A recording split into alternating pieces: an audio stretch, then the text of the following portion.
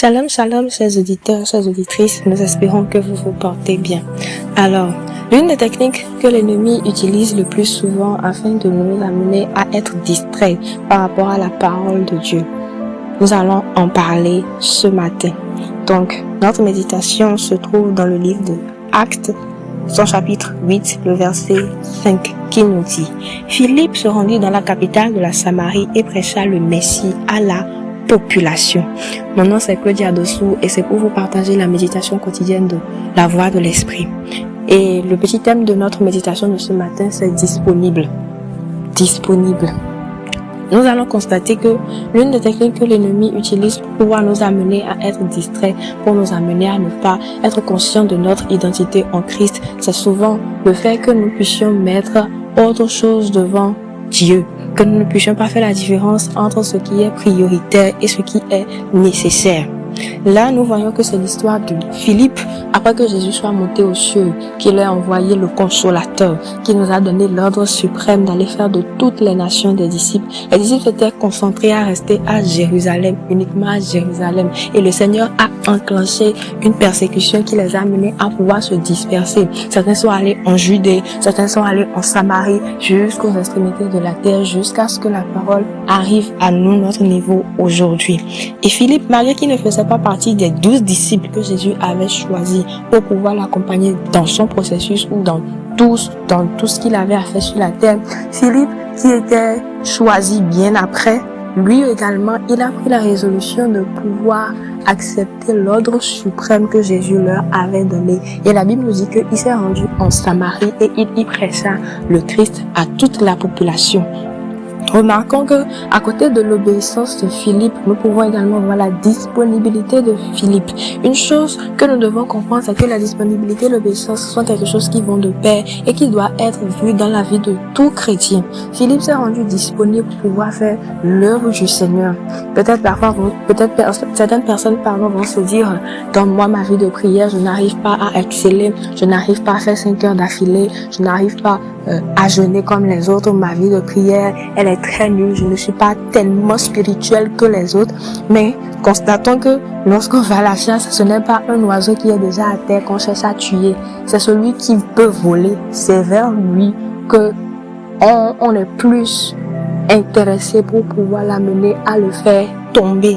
Le diable ne va pas s'intéresser à quelqu'un qui est déjà à terre, il va s'intéresser à quelqu'un qui peut voler. Alors, si dans ta vie de prière, tu vois que tu n'arrives pas à décoller, c'est parce que le diable sait que tu peux voler. L'une des raisons pour lesquelles tu ne peux pas arriver à prier, c'est parce que tu peux arriver à prier, que le diable se concentre beaucoup plus sur cette partie-là et veut t'amener à être distrait.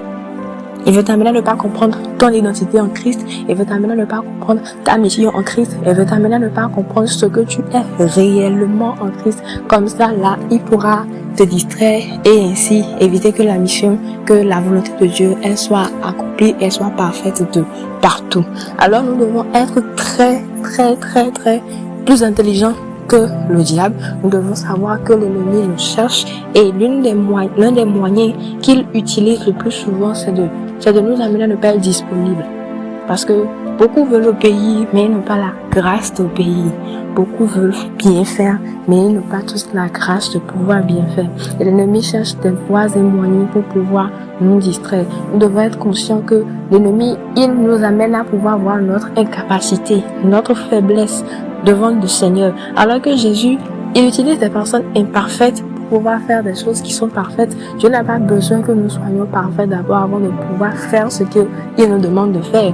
D'ailleurs, si c'est que nous étions parfaits, il n'allait pas nous accorder son esprit. Lui qui dit qu'il est tout le temps avec nous. Lorsque Dieu nous envoie, il ne nous envoie jamais seul. Il nous envoie toujours en étant équipés et nous envoie toujours avec lui-même sa présence. Nous devons savoir que le Seigneur ne peut jamais nous abandonner lorsque lui-même il va vouloir nous envoyer en mission. Il n'est pas un leader qui dit juste aller, mais quand il dit aller, c'est qu'il nous donne les moyens et qu'il est lui aussi avec nous.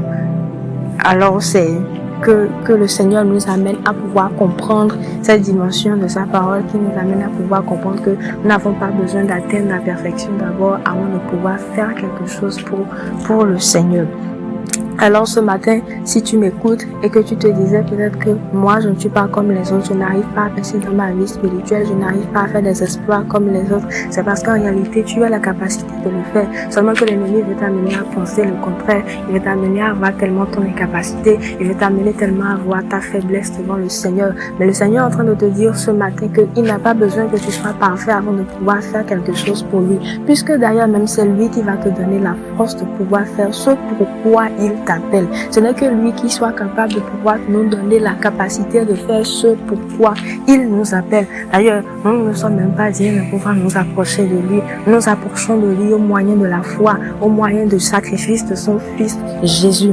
Alors je suis en train de prier pour quelqu'un qui avait déjà perdu tout espoir. Je suis en train de prier pour quelqu'un qui se disait que moi je n'arrive pas à percer dans ma vie spirituelle. Et je prie qu'au son de ma voix, que tu sentes ce feu se réallumer au-dedans de toi. Un feu qui t'amène à pouvoir réallumer ton autel de prière. Un feu qui t'amène à pouvoir réallumer ce feu qui était en toi. Et je prie que le Saint-Esprit commence maintenant par te susciter des moyens que tu dois utiliser afin de retrouver confiance en toi. Que le Saint-Esprit puisse commencer maintenant par te montrer des voies, que tu commences par trouver des solutions inattendues dans le nom de Jésus. Je prie également que le Seigneur puisse t'aider à être toujours dans sa direction, qu'il t'aide à pouvoir être toujours dans sa volonté, que le Saint-Esprit soit vraiment cette boussole, ce guide-là dont tu as besoin dans ta vie spirituelle. Que le Seigneur vous bénisse. Assez agréable journée.